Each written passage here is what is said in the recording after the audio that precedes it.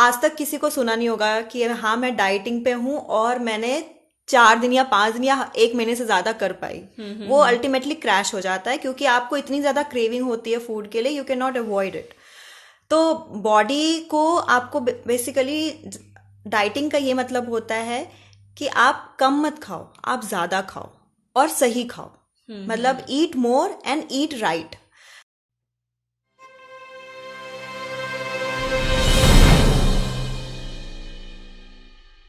Hello everyone. So I guess मेरी शक्ल सबको याद होगी। अब तक मैं बहुत टाइम से वीडियोस नहीं बना पा रही थी due to Covid and all.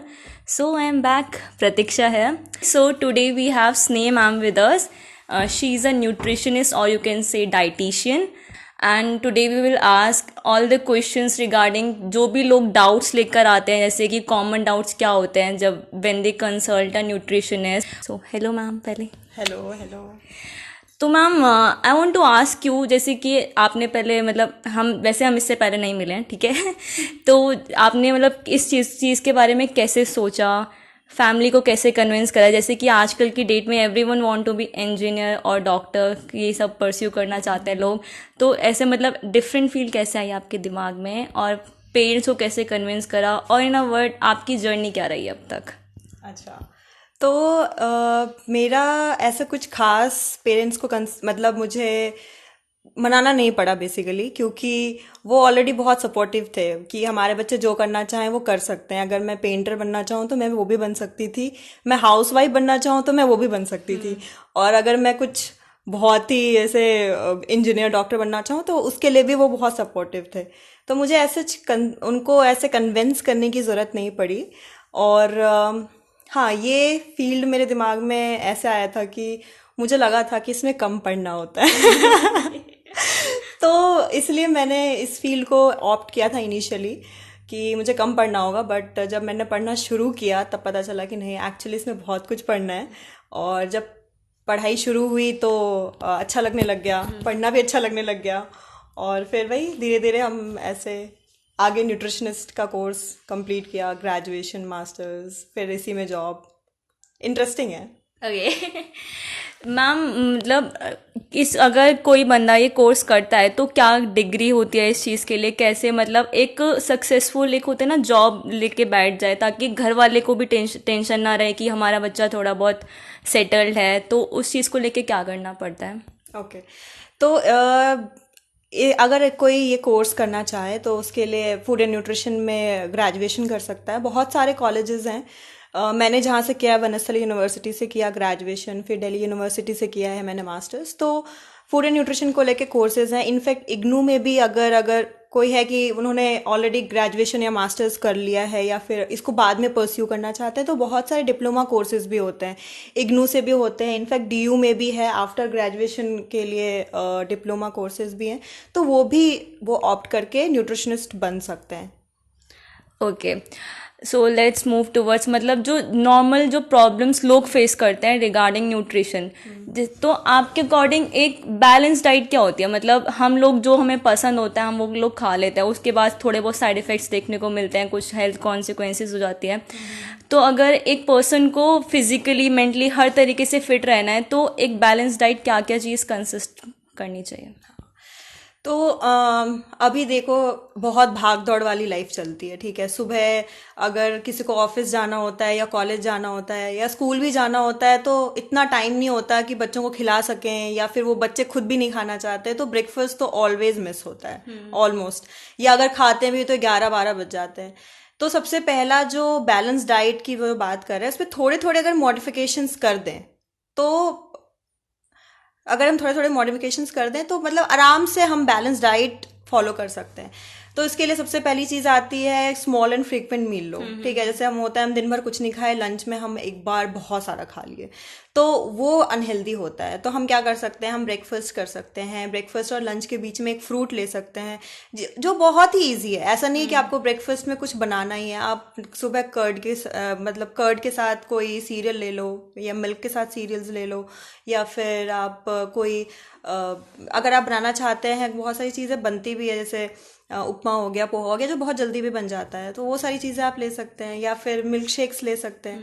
तो कुछ ना कुछ सुबह लो, क्योंकि आप दिन रात भर से आपका जो है कुछ भी आपने खाया नहीं है, रात भर से आपकी बॉडी हंग्री है। तो सुबह सुबह अगर आप उसको, ये चीज़ एक ब्रेकफास्ट होना चाहिए। और सबसे अच्छा, वो बोलते हुए थे ना पुराने ज़माने में कि सबसे हैवी ब्रेकफास्ट होना चाहिए, वो इसलिए भी बोलते थे और वो करेक्ट भी है, सबसे हैवी ब्रेकफास्ट होना चाहिए। उसके बाद 11 बजे के लगभग में आप एक फ्रूट ले लो, विच इज़ वेरी इजी, कोई भी कैरी कर सकता है, एक एप्पल, एक बनाना, कुछ भी। और फिर लंच में जैसे लंच आप करते हो वैसे ही करो, पर थोड़ा मॉडिफिकेशन ये होना चाहिए कि आप रोटी चावल के साथ सब्जी ले रहे हो तो उसके साथ दाल भी होना चाहिए, उसके साथ आप सैलड ले लो और कर्ड ले लो, बस उसमें ऐड करना है, ठीक है। फिर इवनिंग में आप अगर स्नैक्स लेते हो तो रोस्टेड प्रेफर करो रैदर देन फ्राइड। और फिर रात को जो आप खाना ले रहे हो उसमें जैसे आपने लंच में किया है वो ही लो, थोड़ा अर्ली लो, 2 घंटा पहले लो। और फिजिकल एक्टिविटी, अगर आप 20 मिनट्स अ डे अगर आप ब्रिस्क वॉक करते हो और वीक में 4 बार भी करते हो ना, that is enough for your health. तो these things are very small that anyone can change. और अगर वो रेगुलर बेसिस पे करता है तो of course it will give benefits. Okay, एक मैम ये वाली चीज़ भी होती है ना, जैसे कि अगर कोई बंदा अपने आप को बीमार फील कर रहा है तो अगर वो मतलब मेडिकेशन पे है, बट अगर अब वो अपनी डाइटिंग चीज़ चेंज करे तो उससे भी काफ़ी ज़्यादा इफेक्ट पड़ता है हेल्थ पे। करेक्ट, हाँ। मैम एक जैसे कि आजकल के यूथ में या फिर मतलब जनरेशन में देख सकते हैं कि लोग काफ़ी अपने आप को लेके बहुत ज़्यादा रहते हैं कि हमें अच्छा दिखना है, थोड़ा हेल्थ कॉन्शियस भी रहते हैं। तो इस चीज़ के लिए काफ़ी लोग जिम वगैरह ज्वाइन करते हैं, तो उनको लगता है कि बाय ज्वाइनिंग जिम वो थोड़ा मेंटेन रहेंगे, उनकी बॉडी फिट रहेगी। तो ये कहाँ तक सच है, मतलब ऐसा एग्जैक्टली होता है या फिर मतलब ऐसे बाहर जाके लोग सप्लीमेंट्स भी लेते हैं, तो क्या वो बॉडी के लिए सही होता है एक्चुअल में? उनसे कुछ साइड इफेक्ट्स होता है या नहीं होता है? ठीक है, तो जो अगर हेल्दी लाइफस्टाइल जीना है तो उसके लिए 2-3 चीज़ें मिक्स होती हैं। पहली चीज़ तो डाइट हो गई, जो मैंने अभी आप बताया, बैलेंस डाइट कैसे ले सकते हैं। दूसरी चीज़ होती है फिजिकल एक्टिविटी, ठीक है, जिसकी बारे में बात कर रहे हो। तो excess of everything is wrong, ठीक है। अगर एक्सेसिव अगर आप जिम कर रहे हो या फिर आप सप्लीमेंट्स ले रहे हो, बहुत हाई अमाउंट ऑफ प्रोटीन ले रहे हो, तो अल्टीमेटली क्या होता है, आपकी बॉडी पे इफेक्ट पड़ता है।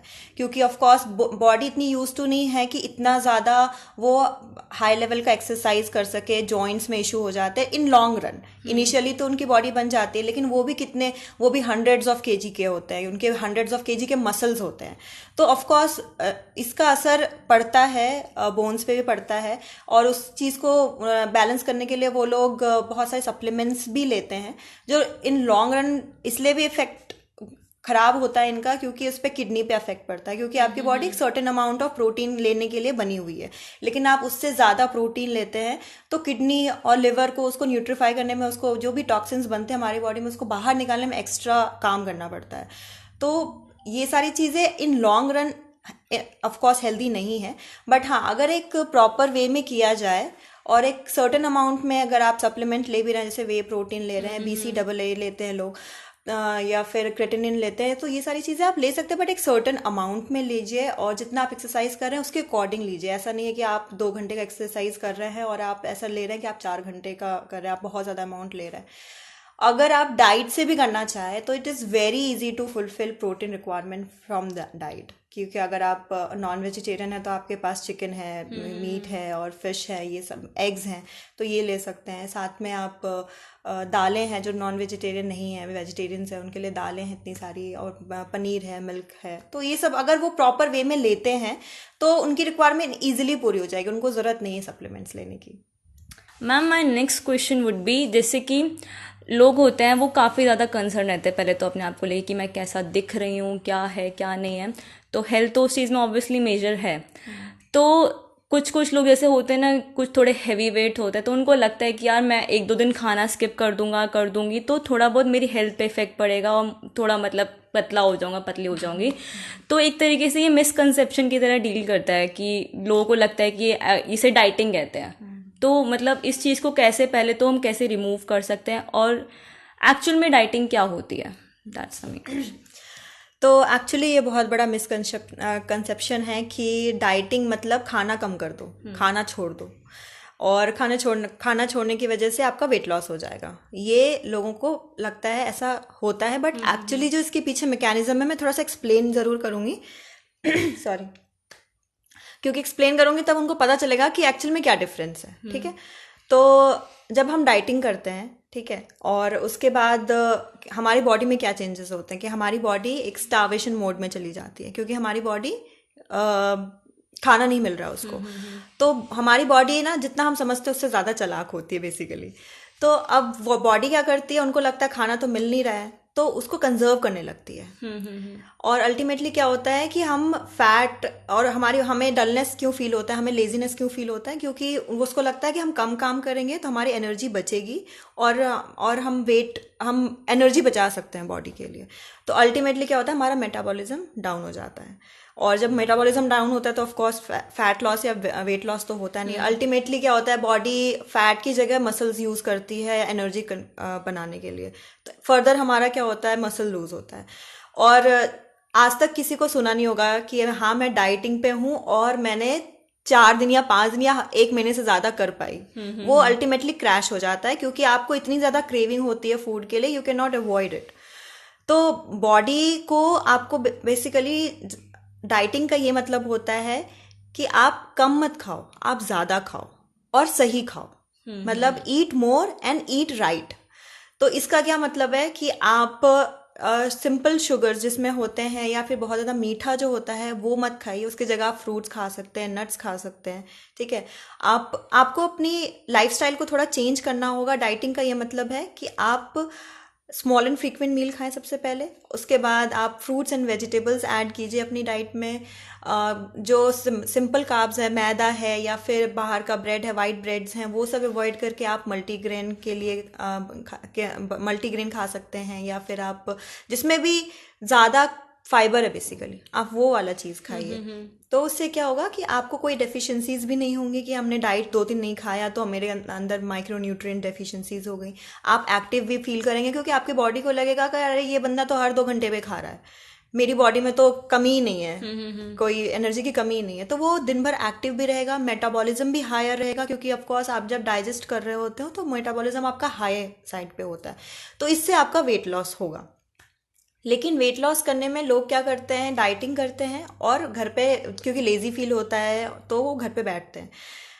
सिर्फ डाइटिंग करने से आपका वेट लॉस या आप फिटनेस की तरफ नहीं जा सकते। उसके साथ साथ आपको एक्सरसाइज करना ही होगा। एक्सरसाइज करने से क्या होता है, एक तो पहली बात आपकी बॉडी में कैलोरी कम होती है। ऑफकोर्स कैलोरी कंजम्पशन ज़्यादा है तो आपका फैट लॉस होता है, प्लस मसल लॉस नहीं होता है, तो इसकी वजह से मेटाबॉलिज्म भी हायर साइड पे होता है। तो दोनों का कॉम्बिनेशन होना चाहिए। कभी भी ये नहीं है कि आपको डाइट कम करना है, इनफैक्ट आप ज़्यादा कीजिए और अच्छी तरह, तो और अच्छी चीज़ें इंक्लूड कीजिए जो आपकी हेल्थ के लिए अच्छा है। तो ऐसे कर सकते हैं। ओके मैम, इस चीज़ को ध्यान में रख के जैसे कुछ लोग अलग अलग तरह की डाइट्स फॉलो करते हैं, मैंने सुना है कीटो डाइट्स के बारे में। इसके अंदर प्रोटीन और फैट्स का जो अमाउंट थोड़ा बढ़ जाता है और कार्बोहाइड्रेट्स का कम हो जाता है। तो ऐसे जिसके अलग अलग कॉन्सिक्वेंसेस भी होते हैं, किसी को बॉडी को सूट करता है, किसी को नहीं करता है। तो ऐसी और भी कौन सी अलग अलग तरीके की डाइट्स होती है, जिसके मतलब जैसे अगर हम लोगों को क्राइटेरियाज में डिवाइड करें तो ऐसे इस लोग को ऐसी डाइट फॉलो करनी चाहिए जिससे उन्हें उस चीज़ का बेनिफिट मिले। तो क्या क्या डाइट्स होती हैं? तो अभी एक्चुअली ये जो जितनी टाइप की डाइटिंग्स हैं वो कीटो डाइट है, ग्लूटेन फ्री डाइट है, लो कार्ब्स डाइट है, किसी में लो फैट डाइट है। तो बहुत सारे ऐसी डाइटिंग्स हैं जिसके वेट लॉस के लिए जो लोग फॉलो करते हैं। तो कीटो डाइट एक्चुअली ये वेस्टर्न कंट्रीज से आया है, क्योंकि अगर आप वेस्टर्न कंट्रीज में देखते हैं, उनका प्लेट देखते हैं, तो वो लोग मीट ज़्यादा खाते हैं या फैट नट्स हो गए वो ज़्यादा लेते हैं रैदर देन जो कार्ब्स होता है, यानी कि जो अनाज हम खाते हैं इंडिया में, चावल दाल, ये चावल हो गए या फिर ये वीट हो गया, ये सब इंडिया में कंजम्पशन ज़्यादा है। तो उसके अकॉर्डिंग वहाँ के लोगों के लिए ये इसलिए सूटेबल है क्योंकि उनकी बचपन से डाइट वही रही है, तो उनको ज़्यादा मॉडिफिकेशन करना नहीं होता है। बट जब हम इंडिया की बात करते हैं, हम बचपन से जो डाइट खा रहे होते हैं, हमारी बॉडी उसके अकॉर्डिंग ही ग्रो की हुई होती है। तो बहुत लोगों में होता है कि ये कीटो डाइट सूट करता है, उनका वेट लॉस भी होता है। लेकिन जो हमारी बॉडी, हम जैसे बचपन से खाते हैं, हमें उसी चीज़ को फॉलो करना चाहिए, उसी में हम मॉडिफिकेशन उसी में करना चाहिए। अगर आप साउथ की बात करेंगे तो उसमें ऐसा होता है कि वो तीनों टाइम चावल ही खाते हैं। और हमें हमेशा ये हमें क्या बताया गया है कि अगर आप वेट लॉस करना है तो आप चावल छोड़ दो। तो अगर ये थियरी अगर वहाँ काम करती है तो वहाँ पे तो सबको मोटा होना चाहिए, बट ऐसा तो नहीं है कि सब लोग ही मोटे हैं वहाँ पे। तो ये है कि आप जो बचपन से खा रहे हैं आप उसी में मॉडिफिकेशन कीजिए, आप बिल्कुल डाइट को एकदम से चेंज मत कीजिए, क्योंकि कहीं ना कहीं आपके बॉडी को शॉक लगता है इस चीज़ का। कीटो डाइट में इतने सारे कॉम्प्लिकेशंस इंडियन को इसलिए पड़ता है क्योंकि जो इंडियन का प्लेट है उसमें ज़्यादा कार्ब्स होता है, चाहे वो सब्जी के फॉर्म में हो, चाहे वो दाल के फॉर्म में हो, चाहे वो अनाज के फॉर्म में हो। ठीक है, हम मीट प्रोडक्ट्स बहुत मतलब मेजरली हम वेजिटेरियंस हैं यहाँ पे। तो कीटो डाइट ठीक है, जिनको सूट कर रहा है वो ले सकते हैं, but in a long run it is very harmful for health, क्योंकि ऑफ कोर्स आप बहुत अमाउंट ऑफ फैट और प्रोटीन ले रहे हैं, अल्टीमेटली वो किडनी पे लोड पड़ता है, क्योंकि जो बॉडी में टॉक्सिन्स बनते हैं वो प्रोटीन मेटाबॉलिज्म और फैट मेटाबॉलिज्म से ही ज़्यादातर बनते हैं।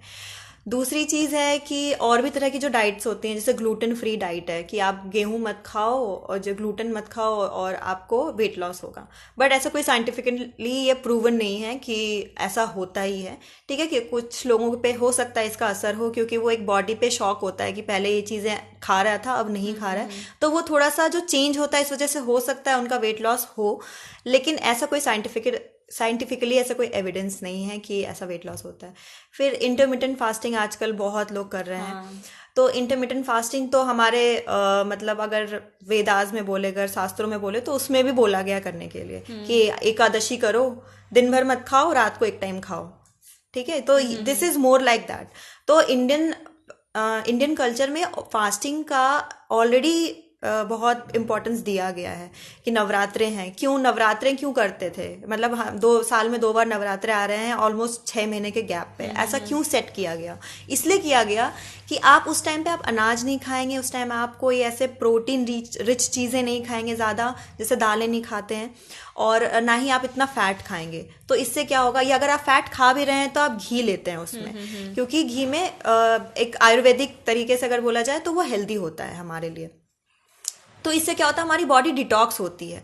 डिटॉक्स करने के लिए जब हम 9 दिन या 8 दिन नहीं खाते हैं और हम फ्रूट्स एंड वेजिटेबल्स पे रहते हैं तो हमारी बॉडी 100% डिटॉक्स होती है। फिर हम एकादशी करते हैं, मतलब कुछ लोग 2 बार करते हैं, महीने में एक बार करते हैं, वो कुछ लोग निर्जला करते हैं। These things are already in Indian culture. तो ये अगर आप एक बैलेंस्ड वे में कर रहे हैं, बीच बीच में बॉडी डिटॉक्स कर रहे हैं, that is good for your health. ठीक है, लेकिन अब लॉन्ग रन में आप निर्जला कर रहे हैं या लॉन्ग रन में आप सिर्फ फ्रूट्स एंड वेजिटेबल्स खा रहे हैं, दैट इज नॉट हेल्दी, क्योंकि ऑफ कोर्स आपकी बॉडी को प्रोटीन भी चाहिए होता है, फैट भी, हर चीज, हर न्यूट्रिएंट एक बैलेंस वे में चाहिए होता है। तो इंटरमिटेंट फास्टिंग का भी यही है कि मतलब बहुत लोगों को सूट करता है, बहुत लोगों को नहीं करता है, क्योंकि जो सबका बॉडी का मतलब स्ट्रक्चर है या मेटाबॉलिज्म है वो अलग अलग तरीके से काम करता है। अगर मैं सुबह उठ करके ब्रेकफास्ट नहीं करूँ तो हो सकता है मुझे एसिडिटी हो जाए, लेकिन हो सकता है अगर इफ़ यू डू इट, मतलब you are comfortable with it कि हाँ मैंने दिन भर कुछ नहीं खाया फिर भी मुझे एसिडिटी नहीं हुई, तो ऑफकोर्स जिसको सूट कर रहा है they can go for it, but for a long run I would say कि एक बैलेंस तरीके से चले तो ज़्यादा बेटर है। Okay ma'am, if we talk particularly about Indians, जैसे हम लोग अगर मम्मी वगैरह लोगों की बात करें तो काफ़ी ज़्यादा इन्फ्लुएंस होते हैं, हम एडवर्टीजमेंट क्या देख रहे हैं, खाने का क्या प्रोडक्ट आ रहा है, काफ़ी सारी चीज़ें दिखाई जाती है कि इसमें ये चीज़ कम है, इससे आपकी ये चीज़ मेंटेन रहेगी, बॉडी हेल्दी रहेगी। तो मतलब जो मार्केट ब्रांड्स जो ये स्पेसिफिकली ये स्ट्रैटेजीज अपनाते हैं, क्या वो सही होती है, क्या एक्चुअल में उन्हें वो चीज़ें होती हैं? क्योंकि कुछ कुछ चीज़ें मैंने भी पढ़ी हैं। बहुत सारे ऐसे होते हैं कि बहुत मार्केटिंग स्ट्रैटेजीज भी होती हैं और कुछ क्लेम्स ठीक भी होते हैं।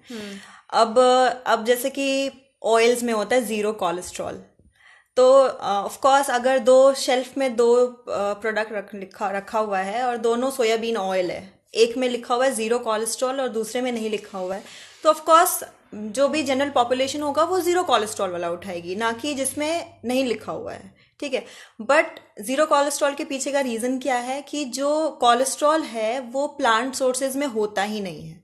अगर वो घी नहीं है, अगर वो बटर नहीं है, तो उसमें कोलेस्ट्रॉल हो ही नहीं सकता, क्योंकि ऑफ कोर्स जो भी सोयाबीन ऑयल है that is a plant source. अगर हम पीनट ऑयल भी लेते हैं, हम कोई भी तरह का ऑयल लेते हैं, तो ये चीज़ हाईलाइट करके अपने पैक पे लिखने की जरूरत ही नहीं है, क्योंकि वो नेचुरली ही प्रेजेंट नहीं होता है। तो this is a marketing strategy कि हाँ हम अगर ऐसे लिखेंगे तो people will buy my product, और वो एक तरह से सही भी क्लेम कर रहे हैं कि उसमें तो है ही नहीं। ठीक है, लेकिन एक तो ये मार्केटिंग स्ट्रैटेजी हुई। दूसरा क्या होता है, मल्टीग्रेन का आजकल बहुत चल रहा है। मल्टीग्रेन आटा हो गया, ब्रेड हो गया, या फिर कोई प्रोडक्ट हो गया, नूडल्स हो गए।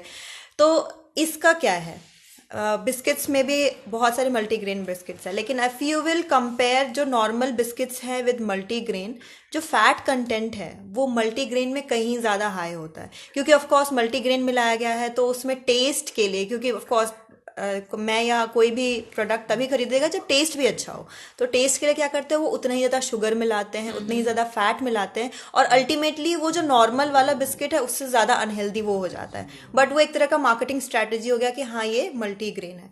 सेम विद आटा। आटा में क्या होता है कि नॉर्मल आटा है उसमें बहुत ही कम मिला दिया, रागी मिला दिया, ज्वार बाजरा मिला दिया बहुत ही कम मात्रा में, और उसको बोल दिया ये मल्टीग्रेन है।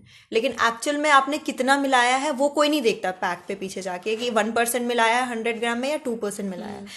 तो एक तरह से ये मिथ है।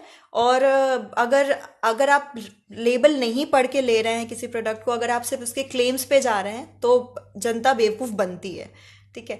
नूडल्स में भी यही है कि अगर कोई मल्टीग्रेन नूडल्स बनाया हुआ है तो उसमें भी फैट कंटेंट ज़्यादा होता है रैदर देन कोई जो मैदा से बनाया हुआ है।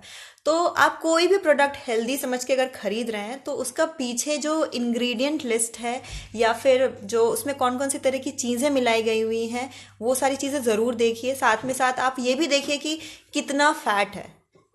तो मेरी तरफ से तो यही टिप रहेगा कि सिर्फ क्लेम्स पे मत जाइए, बट आप खुद भी रिसर्च कीजिए कि ये एक्चुअल में वो प्रोडक्ट क्या है। We have seen many ads, और लोग भी कहते हैं कि अगर हम if we are dieting and all तो हमें थोड़ा अपना शुगर इनटेक कम कर देना चाहिए, जिससे उनको कॉन्सिक्वेंसेज भी हो, क्योंकि obviously all of a sudden अगर आप अपनी बॉडी का एक पार्ट हटा रहे हो, हमारी बॉडी तो उस चीज़ के लिए हैबिचुअल है, तो उस चीज़ से भी काफ़ी ज़्यादा हो जाते हैं कॉन्सिक्वेंसेज। तो एक किस अमाउंट में शुगर कंटेंट रहना चाहिए? ओके।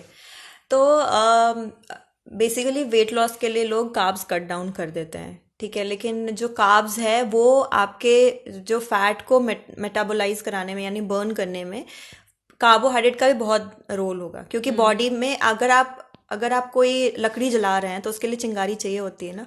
तो बस वही समझ लो कि वो लकड़ी जो है वो फैट है और वो जो चिंगारी है वो है कार्बोहाइड्रेट। अगर आप कार्बोहाइड्रेट बिल्कुल ही नहीं लेंगे तो फैट कैसे जलेगा? जलेगा ही नहीं। तो ऑफ कोर्स एक सर्टेन अमाउंट में लेना चाहिए, बहुत ज़्यादा नहीं लेना चाहिए। जो एडल्ट है उसके लिए 4 से 5 चम्मच चीनी यानी कि 25 ग्राम चीनी ऊपर से ले सकते हैं।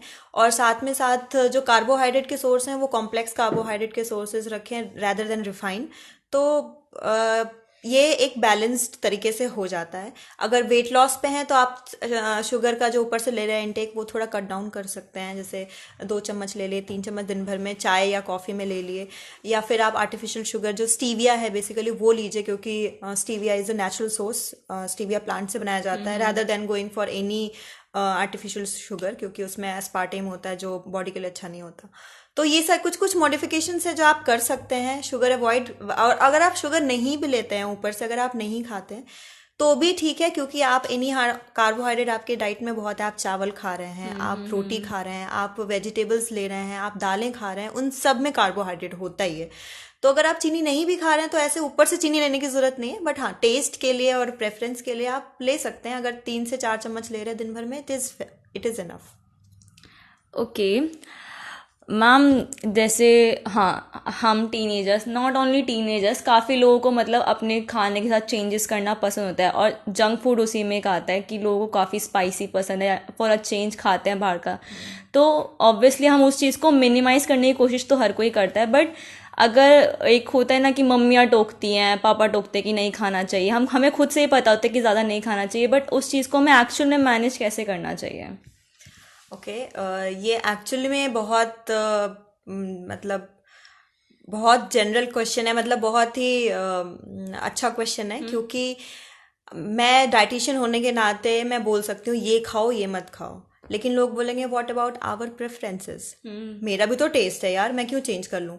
या फिर मैं भी अपनी मम्मी को बोलती हूँ या पापा को बोलती हूँ कि ये अभी ये चीज़ मत खाओ, अच्छी नहीं है, या ये तो वो बोलते हैं कि हमारे बाप दादा खाते हुए आ रहे हैं, हम खा रहे हैं, आज तक तो कुछ हुआ नहीं, तो अब हम क्यों छोड़ दें? क्योंकि खुद की प्रेफरेंसेस की भी बात होती है। लेकिन मैं यहाँ पे ये नहीं कह रही कि आप जंक नहीं खा सकते, आप हर एक चीज़ खा सकते हैं। इनफैक्ट जो डायबिटिक है वो मिठाइयाँ भी खा सकते हैं, लेकिन पोर्शन साइज। अगर मैं अगर मैं ये बोलूँ कि मुझे आइसक्रीम पसंद है और मैं बकेट भर के खाऊं, ठीक है, तो वो मेरे लिए अनहेल्दी होगा। लेकिन अगर मुझे आइसक्रीम पसंद है और मैं 2 या 3 बार वीक में आइसक्रीम खा रही हूँ या और एक सर्टेन अमाउंट खा रही हूँ, विच इज ओके, आप वो चीज कर सकते हो। लेकिन कोई भी चीज एकदम रेगुलरली बहुत ज्यादा खाने से प्रॉब्लम होती है। लेकिन अगर आप एक सर्टेन अमाउंट में पोर्शन साइज कंट्रोल करके खा रहे हैं तो आप बिल्कुल ही खा सकते हैं, कोई प्रॉब्लम नहीं है उससे। मैम जैसे आपने बताया जंक फूड वाली चीज़, तो हर किसी की अपनी अपनी प्रेफरेंस होती है, ओके। जैसे हम फूड जॉइंट की बात करें, मैकडोनल्ड्स, डोमिनोज, वहाँ पे ऑब्वियसली काफ़ी ज़्यादा प्रिजर्वेटिव्स ऐड करते हैं, काफ़ी एड ऑन्स होते हैं उनमें, तो वो चीज़ तो ऑलरेडी काफ़ी अनहेल्दी बना देते हैं। और अगर हम बाहर नॉर्मली किसी रेडी वगैरह पे खाएं तो ऑब्वियसली वहाँ पे भी मतलब माइक्रो ऑर्गेनिजम्स होते हैं, बट जहाँ पे एड ऑन्स हुए हैं तो वो चीज़ ज़्यादा हो जाएगी ना हमारे लिए अनहेल्दी। तो हमें क्या प्रेफर करना चाहिए? हम जंक फूड की बात करें या नॉर्मल फूड की बात करें, तो जो होम कुक्ड होता है वो बेस्ट होता है, क्योंकि आपको ये पता होता है आपने किस तरह का ऑयल यूज़ किया है, आपने कौन से इंग्रेडिएंट्स यूज़ किए हैं और क्या एड ऑन्स किए हैं। एटलीस्ट आपको इतना पता होता है और आप उसके अकॉर्डिंग उसको मॉडिफाई भी कर सकते हैं कि ठीक है, ये चीज़ मेरे लिए अनहेल्दी है तो हम इसकी जगह ये चीज़ यूज़ कर लेते हैं। जहाँ तक हम जो आउटलेट्स होते हैं जिसकी वजह से बात किए, तो ऑफ कोर्स उसको, अब आलू टिक्की बर्गर है, वो ऑल ओवर इंडिया में एक टेस्ट ही होना पड़ेगा उसको, क्योंकि वैसी कैलिब्रेशन होती है उसकी। अब उस टेस्ट को मैच करने के लिए ऑफ कोर्स एक जगह ही मैन्युफैक्चर करना होगा, एक तरह की रेसिपी यूज़ करनी पड़ेगी और उसको स्टोर करके भी रखना होगा। तो उसमें बहुत सारे एसिड रेगुलेटर्स और बहुत सारे प्रिजर्वेटिव्स और फ्लेवरिंग एजेंट्स वगैरह मिलाए जाते हैं ताकि वो प्रिजर्व भी रहे और उसका टेस्ट भी एक जैसा रहे। तो ऑफ कोर्स ये लॉन्ग रन में हमारे शरीर के लिए तो अच्छा नहीं है, बट हाँ, ओकेजनली अगर आपको खाना है तो you can go for it. ऐसा नहीं है कि आप बिल्कुल ही नहीं खा सकते, occasionally you can have it. अब ऐसा नहीं करना है कि हम डेली ब्रेकफास्ट में मैकडोनल्ड्स ही जा रहे हैं या हम कुछ ऐसा अनहेल्दी खा रहे हैं। जहाँ तक बाहर रेडी वाली जो बात करी कि जो बाहर वेंडर्स हैं वहाँ से कैसे खा सकते हैं, वो माइक्रो ऑर्गेनिजम्स हो सकते हैं, कंटामिनेशन हो सकता है, किस तरह का वाटर यूज़ किया नहीं पता। तो ऑफ कोर्स हमारे बॉडी में पहली बात तो इम्यून सिस्टम है जो उस चीज़ को कम्बाट कर सकता है, लेकिन फिर भी हमें उस चीज़ को हम ऐसे मैनेज कर सकते हैं कि जो भी बहुत अच्छे से आग में बना हुआ यानी कि हीट में बना हुआ है, हम उस चीज़ को प्रेफर करें। इससे क्या होता है, हीट की वजह से जो माइक्रो ऑर्गेनिजम्स हैं वो मर जाएंगे और आप उस चीज़ को फिर एंजॉय कर सकते हो। तो ये चीज़ आप कर सकते, क्योंकि कोरोना का टाइम अभी चल रहा है, तो हम भी अगर हम अभी बाहर खा भी रहे हैं तो हम भी ये सेफ्टी का ध्यान रखते हैं कि एटलीस्ट जो चीज़ गरम है या माइक्रोवेव्ड है या फिर हम हीट में बना हुआ है या तंदूर में बना हुआ है, हम उस चीज़ को प्रेफर करते हैं rather than going for any जो अनकुक्ड है, जैसे सैलड्स वगैरह भी हम बाहर अवॉइड करते हैं। तो ये चीज़ हम वहाँ पे भी करके अब इंजॉय कर सकते हैं। हाँ, ओकेजनली इंजॉय कर सकते हैं। मतलब हमें तो ऑब्वियसली पता है दैट आपका खुद का एक इनिशिएटिव है, आपने मतलब अपना खुद का एक यूट्यूब पेज बनाया नेम फूड जासूस।